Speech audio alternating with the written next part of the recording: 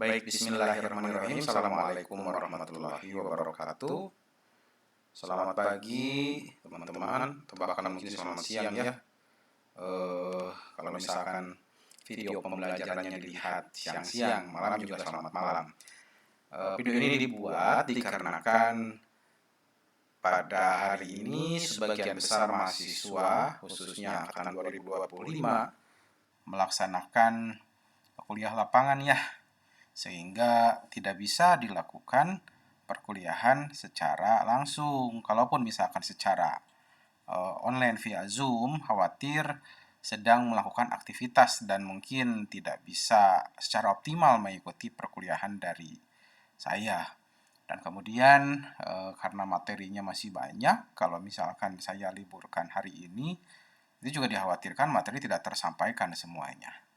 Baik, saya akan mulai perkuliahannya.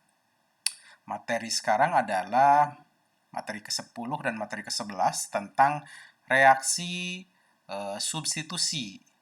Kalau yang sudah saya sampaikan adalah reaksi eliminasi kan ya. Nah, kalau sekarang reaksi substitusi. Di sini ada reaksi SN1. S di sini berarti substitusi ya.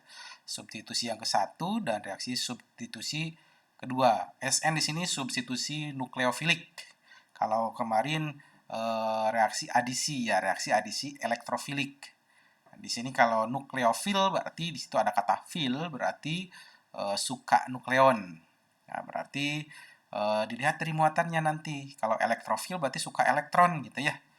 Kalau di sini suka nukleon. Kita lanjutkan. Nah, di sini ada beberapa, ada bagan reaksi dalam kimia organik. Ini untuk yang pertama ada reaksi substitusi, ada reaksi adisi, dan juga ada reaksi eliminasi. Yang sudah tersampaikan adalah reaksi adisi. Nah, sekarang saya akan menyampaikan tentang reaksi substitusi. Nah, reaksi substitusi itu kebagi menjadi dua, ada reaksi substitusi nukleofilik, ada juga substitusi elektrofilik. Nah, yang akan saya sampaikan adalah substitusi nukleofilik, makanya reaksi SN, substitusi nukleofilik. Nah, reaksi substitusi nukleofilik itu terjadi pada senyawa alkil halida. Alkil berarti di situ ada hidrokarbon ya. Hidrokarbon ada biasanya simbolnya adalah R. Kemudian ada ditandai dengan gugus halogen atau halida yang FCl BRI. Nah, reaksi substitusi nukleofilik itu terjadi pada alkil halida. Oke, kita lanjutkan. Reaksi substitusi, nah yaitu satu gugus menggantikan gugus lain, kan substitusi, diganti. Nah, kalau diadisi berarti ditambah, kalau substitusi berarti diganti. Misalkan di sini ada gugus Y, kemudian direaksikan di sini dengan alkil halida. Nah, alkil itu biasanya simbolnya R ya. R dan X itu untuk simbol dari halida yang FCl BRI itu.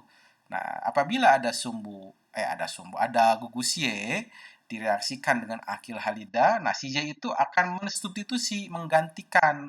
Siapa yang digantikannya? Ya halida. Nah, yang X-nya itu yang diganti oleh si Y, yaitu disubstitusi, diganti. Nah, penggantian. Maka produk yang dihasilkan adalah RY ditambah X yang dilepaskan atau halida yang dilepaskan. Itu ciri dari reaksi substitusi. Y menggantikan tempat X. Nah, kemudian dengan kata lain, Y menggantikan unsur halida. Nah, di sini substitusi nukleofilik itu penggantian nukleofilik di sini. Jadi nukleofil itu biasanya kan muatannya negatif ya. Nukleon jadi suka muatan yang positif. Kan nukleofil di sini. Kalau elektrofil suka yang bermuatan negatif. Itu. Maka di sini si Rx itu kan di sini ada ikatan nih di antara R dan X. Itu ikatannya adalah ikatan kovalen. Ikatan kovalen itu adalah ikatan yang mana ikatan tersebut terbentuk diakibatkan karena elektron yang digunakan secara bersamaan gitu oleh dua atom. Nah, di sini ada atom C dari dari alkil dan kemudian ada halida itu di mana si ikatan kovalennya itu cenderung ditarik ke X atau halida. Kenapa ditarik ke halida? Karena halida itu sifatnya elektronegatif. Atau dengan kata lain, si halida seperti F, Cl, Bri itu sifatnya menarik elektron. Sehingga panahnya itu mengarah ke X. Nah, sehingga kalau panahnya mengarah ke X, maka si X itu memiliki muatannya negatif atau negatif parsial. Atau dengan kata lain, X itu kelebihan elektron. Kalau misalkan X itu kelebihan elektron, maka R kekurangan elektron. Kalau R kekurangan elektron atau alkilnya kekurangan elektron, maka alkil tersebut, si R itu muatannya positif karena miskin elektron. Jadi yang positif, si R itu diserang oleh nukleofil yang muatannya negatif. Sehingga menghasilkan alkil berikatan dengan nukleofil tadi. R berikatan dengan nukleofil. Dan apa yang dilepaskan? Yang dilepaskan adalah halida yang bermuatan negatif. Kemudian kita lanjutkan. Nah, di sini yang dinamakan alkil halida. Di sini ada alkil halida. Alkil itu ya hidrokarbon, bisa C-nya 1, C-nya 2, C-nya 3, dan seterusnya. Di sini ada alkil halida. Alkil halida itu ada alkil halida di mana kategorinya primer. Primer itu di mana si X itu yang pertama yang ada 1 pangkat 0 seperti derajat ya. Ini bukan derajat tapi untuk menunjukkan di mana si C-nya primer, yang 2 derajat itu C-nya sekunder, dan 3 yang pangkat 0 atau seperti derajat itu adalah C-nya tersier. Nah, di sini alkil halida kan ada macam-macam ya.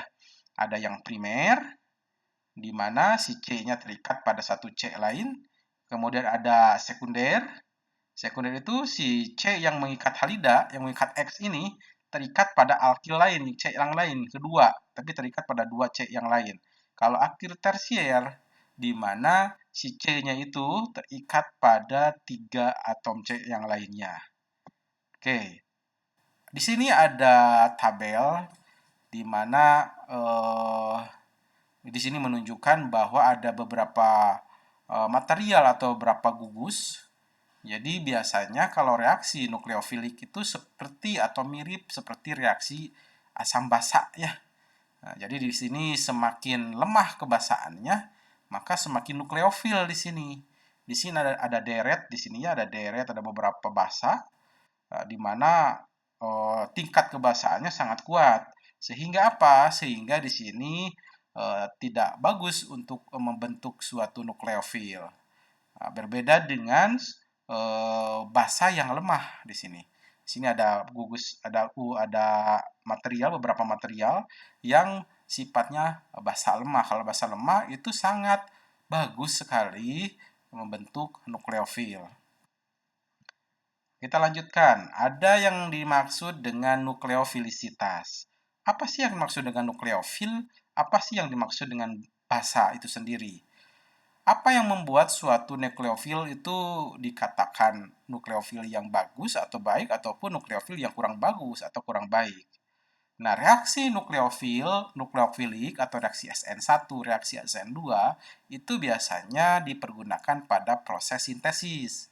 Tentunya teman-teman juga sudah tahu bahwa senyawa aktif obat yang ada di muka bumi ini itu paling banyak adalah obat-obat sintetis.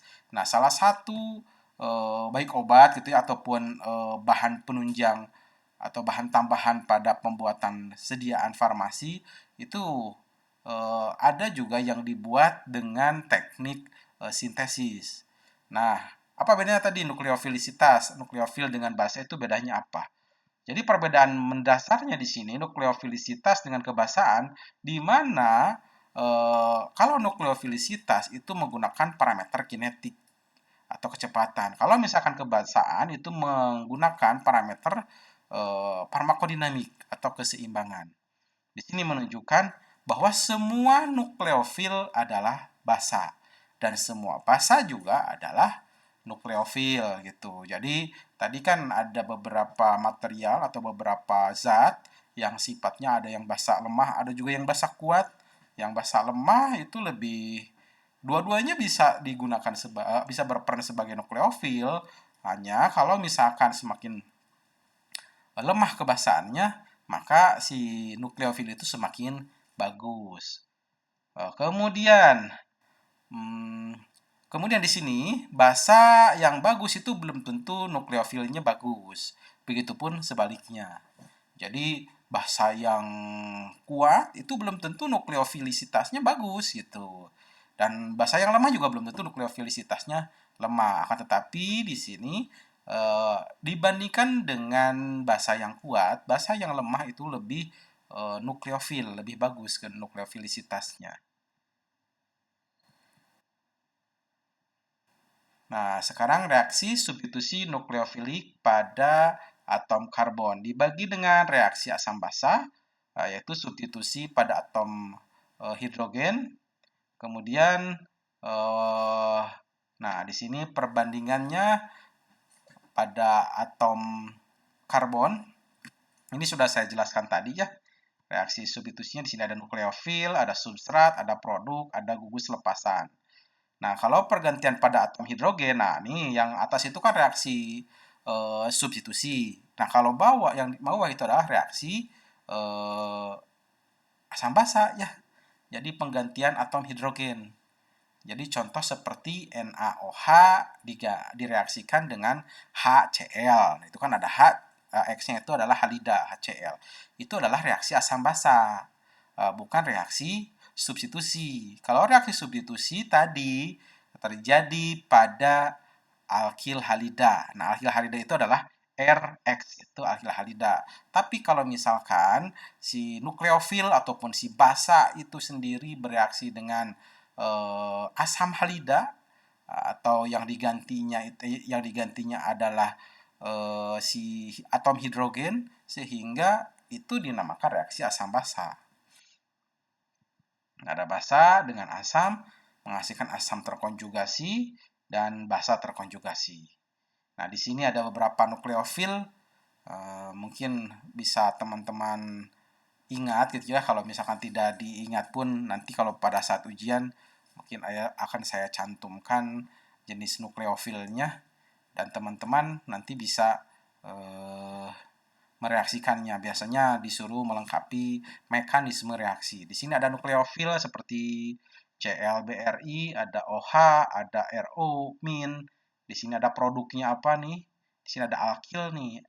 Alkil R bereaksi dengan Cl misalkan. Kemudian hidroksil OH di sini bereaksi dengan R nih. Ini produknya adalah alkohol, ada juga ether, nitril, ester, alkuna. Di sini ya alkuna dan tiol. Nah, kemudian di sini ada nukleofil lanjutan yang tadi. Nah, di sini ada urutan kebasaan. Di sini ada I, Br, Cl, ROH, HOH, dan seterusnya. Itu makin bawah, itu makin basa. Jadi kebasaannya makin bawah itu makin kuat lah intinya. Tapi bukan berarti makin basa itu makin kuat nukleofilisitasnya. Maka ada yang kedua di sini. Nah, kalau Anda ingin melihat kebasaan, maka Anda lihat bagian yang pertama nih, yang I, Br, Cl itu makin bawah makin basa. Tapi kalau ingin melihat nukleofilisitas, Anda lihat bagian yang kedua. Nah, sehingga makin bawah itu makin nukleofilisitas. Gitu ya. Jadi bahwa tadi belum tentu suatu gugus makin basa atau suatu molekul makin basa itu makin nukleofilisitas gitu, dan begitupun sebaliknya. Nah, di sini ada reaksi nukleofil. Nah, di sini ada alkil halida di sini ya. Nah, halidanya adalah Br dan kemudian di sini namanya 1-bromopropana. 1-bromopropana, nah tadi yang disubstitusi, yang digantinya adalah alkilnya yang diganti. Alkilnya diganti, di mana tadi si Br itu kan sebagai penarik elektron, maka panahnya mengarah ke Br. Sehingga Br menjadi negatif parsial atau kelebihan elektron. Nah, kemudian si alkilnya di sini tadi kan ditarik nih si ikatan kovalennya oleh Br, sehingga si alkil ini muatannya positif. Nah, yang muatannya positif nanti akan diserang oleh nukleofil, yaitu siapa nukleofilnya? Yang hidroksil ini, yang OH-. OH- nanti akan menyerang si propana yang muatannya positif sehingga menghasilkan propanol nanti produk akhirnya. Sebentar, saya bisa pakai coret-coret atau enggak ya?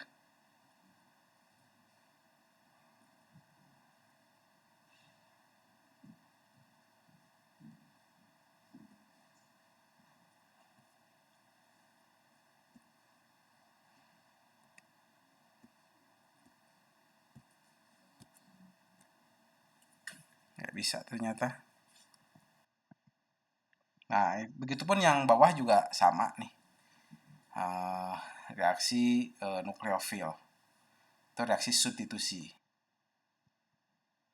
Nah, reaksi yang mirip di sini contoh seperti tadi kan ya, reaksi asam basa dan reaksi nukleofiliksitas. Berikut reaksi, ada dua reaksi. Dua reaksi kelihatan identik dan mengikuti pola yang di atas. Nah, apa keidentikannya? Nah, di sini ada alkil bromida RBr bereaksi dengan NaOH menghasilkan alkanol atau alkohol ROH di sini dan garam NaBr. Itu yang pertama. Nah, di sini. Di sini misalkan R-nya itu adalah bromometana. Nah, bromometana bereaksi dengan NaOH menghasilkan metanol di sini, CH3OH, dan lepasannya itu Br-. Kemudian di sini produknya menghasilkan etanol 80% dan air 20%. Sekarang yang kedua di sini adalah reaksinya masih sama, RBR di sini, cuman R-nya di sini si C-nya itu adalah C tersier, di mana C yang mengikat Br itu mengikat 3 atom C yang lainnya. Nah, di situ berarti ada dua, karena ada dua reaksi yang identik. Bisa saja si C-nya primer, seperti CH3Br, bisa saja si C-nya yang tersier, yang R-nya itu adalah C-nya tersier, mengikat 3 atom C yang lainnya. Bereaksi dengan NaOH dan menghasilkan alkohol juga, cuman jenis alkohol yang berbeda. Nanti silakan kasih nama oleh teman-teman ya. Di sini namanya apa? Nah, kemudian maka dari itu ada yang dinamakan reaksi SN1 dan reaksi SN2. Nah, yaitu reaksi substitusi nukleofilik ke-1 dan substitusi nukleofilik kedua. Perbedaannya apa? Perbedaannya jika nukleofilnya menyerang pada alkil yang primer, itu kategorinya SN1 atau SN2. Nanti saya akan bahas ya. Nah, reaksi SN2. Nah, kalau misalkan reaksi SN2, maka reaksi antara nukleofil dengan alkil, di mana alkilnya adalah alkil primer, di mana si Br-nya terikat pada satu atom C. Nah, kemudian perbedaannya apa dengan reaksi SN yang ke-1? Tadi perbedaannya, kalau reaksi SN1 di mana si nukleofil menyerang si C yang tersier. Nah, kalau di sini berarti SN2 ya. Kalau SN2 di mana si nukleofil yang si OH yang di atas tuh menyerang si alkil yang primer. Di sini si Br itu tadi sama penjelasannya, di mana ikatan kovalen itu akan cenderung ditarik ke Br karena si Br itu penarik elektron. Sehingga Br muatannya negatif, si CH3 muatannya positif. Karena positif diserang nanti oleh OH-, menghasilkan CH3OH atau metanol. Nah, itu dinamakan reaksi SN2 atau reaksi bimolekuler. Kenapa disebut reaksi bimolekuler? Karena reaksinya satu tahap gitu ya, menghasilkan dua molekul. Nah, sekarang reaksi SN1 kita bisa lihat perbedaannya dengan yang tadi. Nah, reaksi SN1 di mana si nukleofil itu menyerang si Br, mensubstitusi, menggantikan si Br itu dengan pada atom karbon yang tersier. Tersier itu kan di sini C. C mengikat ke C yang di bawah, C yang di atas, C yang di sampingnya. Itu dinamakan C primer. C tersier. Nah, di sini jadi teman-teman, apa sih perbedaannya reaksi SN1, SN2? Kalau SN2 tadi di mana C-nya primer, kalau SN sebenarnya tidak hanya primer, sekunder juga bisa, tapi lebih banyak ke C yang primer. Kalau misalkan reaksi SN1 itu si nukleofil itu nyerang pada si alkil yang tersier. Nah, ini reaksinya ada 2 tahap ya. Nah, yang pertama tahap inisiasi dulu, kemudian ada pembentukan ion dulu. Di sini harusnya kalau di papan tulis dilihat gitu ya pembentukannya. Kalau ini kan tadi itu ada panah di mana si C dan Br, si Br kan narik elektron, maka si Br muatannya negatif. Si C-nya karena ditarik elektronnya ke Br, maka si C-nya muatan positif. Sehingga kalau muatan positif, si C itu diserang oleh nukleofil yang muatan negatif, sehingga terbentuklah produk yang baru. Nah, ada 2 tahap atau unimolekuler. Kalau tadi hanya 1 tahap saja kalau reaksi SN1. SN2. Kalau reaksi SN1 itu ada 2 tahap reaksi. Yang pertama tahap ionisasi atau inisiasi pemulaian, di mana si Br-nya itu terlepas terlebih dahulu atau si halidanya terlepas terlebih dahulu sehingga menghasilkan suatu 2 ion. Ada 2 ion. Kemudian reaksi yang kedua adalah reaksi penyerangan atau propagasi disebutnya. Reaksi penyerangan dari nukleofil ke alkil.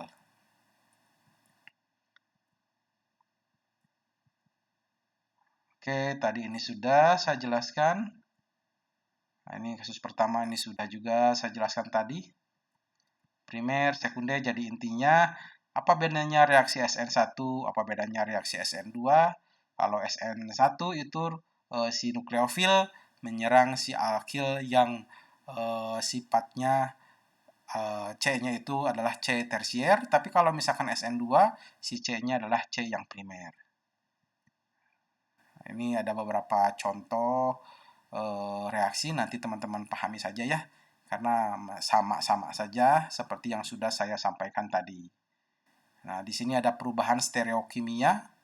Nah, perubahan stereokimia kan dipengaruhi oleh tumbukan ya di sini, karena di sini menghasilkan cermin. Jadi di sini ada nukleofil itu bisa menghasilkan 2 produk kalau reaksi SN1. Kenapa menghasilkan 2 produk? Nah, di sini ada produk yang di atas, ada juga produk yang di bawah. Nah, jadi ada tumbukan di sini, pengaruh tumbukan.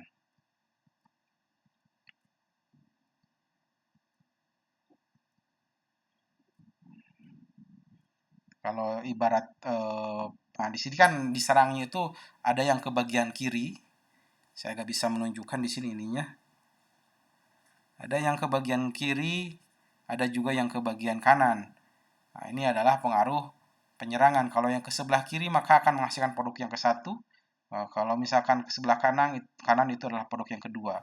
Kalau misalkan kalau SN1, kalau SN2 hanya satu saja tuh nukleofil nabrak si karbon maka menghasilkan satu produk karena dari satu arah tuh. Jadi arahnya seperti bentuk payung yang terkena arah angin, maka bentuknya seperti itu. Saya ulangi. Nah, si nukleofil nyerang ke karbon itu, ke karbon yang primer, sehingga si C-nya itu bagian posisinya asalnya ke bagian atas, kemudian karena ada faktor tumbukan jadi ke sebelah sana arahnya. Nah, itu produk yang pertama. Hanya ada satu produk kalau SN2. Nah, tapi kalau misalkan SN1, itu akan ada 2 produk. Nah, ini seperti ini nih, nukleofil kalau diibaratkan kelereng di sini, nukleofil yang warna merah, kemudian di sini si karbonnya si C-nya itu warna biru. si halidanya itu warna orange. Nah, kemudian ada kelera yang ditumbuhkan ke ikatan antara kelera yang kedua, yang biru dan yang orange. Biru karbon, si orange-nya itu adalah halida. Maka jika kelerengnya nabrak si karbon, maka kelereng yang ujungnya terpental gitu. Seperti itu dianalogikan. Nah, kalau misalkan payung ya seperti ini tadi. Kalau arahnya dari sebelah kiri, kalau dari sini, nah maka nanti kalau tertabrak, maka si gugus-gugus yang lain nanti mengarahnya ke arah yang berlawanan ke sebelah sana. Nah, ini untuk SN1.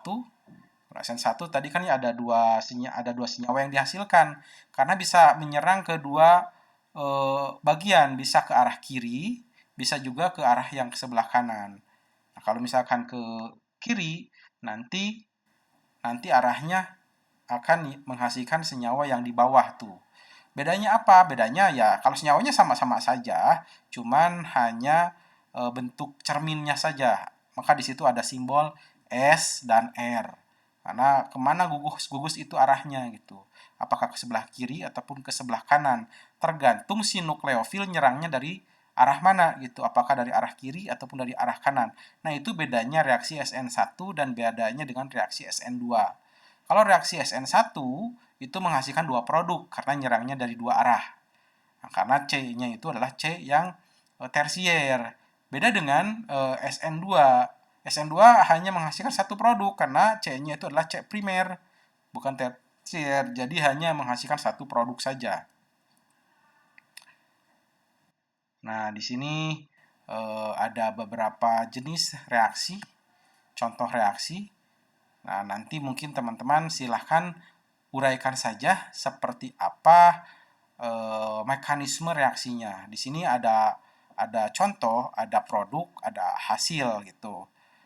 Ada reaktan, ada produk gitu ya. Ada bahan baku, ada produknya. Di sini sudah saya cantumkan, cuman mekanisme reaksinya belum didetailkan. Cuman di sini ada tandanya nih, ada 1/0 itu seperti 1 derajat, itu menunjukkan tadi teman-teman sudah tahu bahwa itu adalah karbonnya karbon primer di mana si Br terikat pada C yang mengikat C yang lainnya. Kemudian ada juga yang 3/0 atau 3 derajat di situ. Itu tandanya adalah karbon tersier. Berarti teman-teman sudah tahu kalau yang pertama, yang atas, yang Br yang atas itu adalah karbon yang primer, berarti primer itu reaksi SN2. Kalau misalkan karbonnya tersier, berarti itu adalah reaksi SN1. Nanti silahkan dijelaskan saja, karena saya nggak bisa menjelaskan di sini terkait mekanismenya, harus menggunakan papan tulis. Di sini ada mekanisme reaksi SN1 tadi itu, si SN1 kemudian ditabrak, maka akan menghasilkan produksi OH itu menabrak si C. C-nya ditabrak oleh si nukleofil, maka arahnya menjadi berlawanan tuh ya. Bagian kiri dengan bagian kanan itu berbeda karena si OH itu mensubstitusi, mengganti si Br dengan adanya suatu tumbukan sehingga arahnya menjadi berlawanan, asalnya ke sebelah kiri menjadi ke sebelah kanan. Kalau misalkan reaksi SN1, nah seperti ini nih mekanisme reaksinya. Nanti silahkan saja dipahami, dilihat dari arah tumbukannya, sehingga produk yang dihasilkannya ada dua produk di sini. Nah, mungkin materinya saya cukupkan sekian ya teman-teman.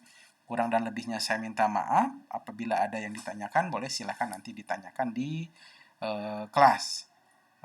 Wabillahi taufiq wal hidayah. Wassalamualaikum warahmatullahi wabarakatuh.